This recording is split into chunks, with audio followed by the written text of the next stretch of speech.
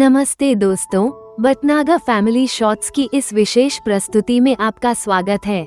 आज हम एक ऐसी कहानी साझा कर रहे हैं जो हमें याद दिलाती है कि सबसे कीमती शिक्षा स्कूल की किताबों में नहीं बल्कि उन इंसानों के पास मिलती है जिन्हें हम अक्सर अपनी व्यस्त जिंदगी में अनदेखा कर देते हैं। ये कहानी शहर के एक मशहूर बिजनेसमैन आर्यन की है। आर्यन के पास वो सब कुछ था जो एक इंसान का सपना होता है। उनकी हवेली आधुनिकता और सादगी का एक अद्भुत संगम थी, जहां हर चीज का चुनाव बहुत सोच समझकर किया गया था। दीवारों पर सजी पेंटिंग्स से लेकर फर्नीचर के डिजाइन तक सब कुछ बहुत ही मिनिमलिस्ट और वास्तविक सौंदर्य को दर्शाता था। आर्यन को बनावटीपन से सख्त नफरत थी। उन्हें हर चीज में वो गहराई और असलियत पसंद थी जो आजकल की भागदौड़ भरी दुनिया में कम ही देखने को मिलती है। आर्यन अपनी 6 साल की बेटी कियारा के लिए दुनिया भर के खिलौने और सुख सुविधाएं जुटा चुके थे, लेकिन उनके पास कियारा के लिए वक्त नहीं था। कियारा की देखभाल के लिए घर में शांति नाम की एक महिला काम करती थी। शांति बहुत पढ़ी लिखी तो नहीं थी, लेकिन उसके पास वो संस्कार थे जो अक्सर बड़े बड़े विश्वविद्यालयों में भी नहीं सिखाए जाते। एक दोपहर आर्यन अपनी एक बिजनेस मीटिंग जल्दी खत्म होने के कारण घर लौट आए। घर में अजीब सी खामोशी थी। जैसे ही वे कियारा के कमरे की ओर बढ़े, उन्हें वहां से धीमी आवाजें सुनाई दी। उन्होंने धीरे से दरवाजा खोला और जो देखा उसने उनके कदमों को वहीं रोक दिया। कियारा फर्श पर बैठी थी और शांति उसके पास बैठी हुई थी। शांति कियारा को कुछ पुराने सिक्के दिखा रही थी। शांति के पास एक 1920 का इंडियन क्वार्टर अन्ना और एक 1977 का पुराना सिक्का था। वो कियारा को समझा रही थी कि इन सिक्कों की कीमत सिर्फ बाजार में नहीं होती, बल्कि इनकी असली महंगाई उस इतिहास और उन लोगों के संघर्ष में छिपी है जिन्होंने इन्हें अपनी मेहनत से कमाया था। कियारा बड़े ध्यान से सुन रही थी। शांति ने आगे कहा, बेटा, जैसे ये पुराने सिक्के वक्त के साथ और कीमती होते जाते हैं, वैसे ही हमारे संस्कार भी होते हैं। सच बोलना, बड़ों का आदर करना और दूसरों के लिए दया रखना ही हमारी असली कमाई है। आर्यन दरवाजे के पीछे खड़े होकर दंग रह गए।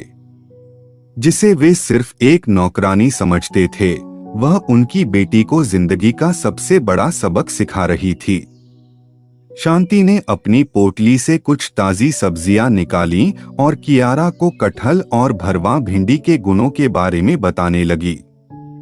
उसने बताया कि कैसे ये सादा भोजन हमारे शरीर और मन को शांत रखता है। आर्यन की आंखों में आंसू आ गए। उन्हें एहसास हुआ कि वे कियारा के लिए दौलत तो जमा कर रहे थे, लेकिन उसे वो वक्त और संस्कार नहीं दे पा रहे थे जो शांति दे रही थी। वे चुपचाप पीछे हटे और कुछ देर बाद सामान्य रूप से कमरे में दाखिल हुए। उस शाम आर्यन ने एक अनोखा फैसला लिया। उन्होंने घर के डाइनिंग टेबल पर कोई भी स्टील की प्लेट नहीं रखने का निर्देश दिया। उन्होंने सादे, मिट्टी के और चीनी मिट्टी के बर्तनों में भोजन परोसने को कहा, क्योंकि वे चाहते थे कि कियारा जीवन की सादगी और जड़ों से जुड़ी रहे।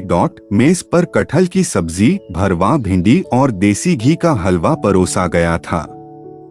खाने में पीली सरसों के तेल की वो भीनी खुशबू थी जो आर्यन को अपनी जड़ों की याद दिला रही थी। आर्यन ने शांति को भी अपने साथ भोजन के लिए आमंत्रित किया। शांति संकोच कर रही थी, लेकिन आर्यन ने बड़े सम्मान से कहा, शांति, आज से तुम इस घर की नौकरानी नहीं बल्कि कियारा की गुरु हो। आर्यन ने तय किया कि वे अब हर रोज कियारा के साथ वक्त बिताएंगे।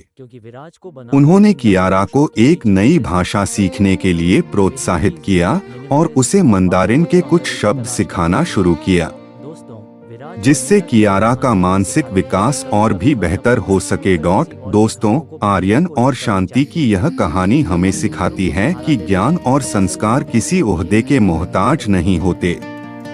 कभी कभी हमें सबसे बड़ा सबक वहाँ से मिलता है जहां से हमें कोई उम्मीद नहीं होती। पैसा तो कोई भी कमा सकता है, लेकिन कियारा जैसा बचपन और उसे मिले हुए संस्कार ही उसे भविष्य में एक महान इंसान बनाएंगे।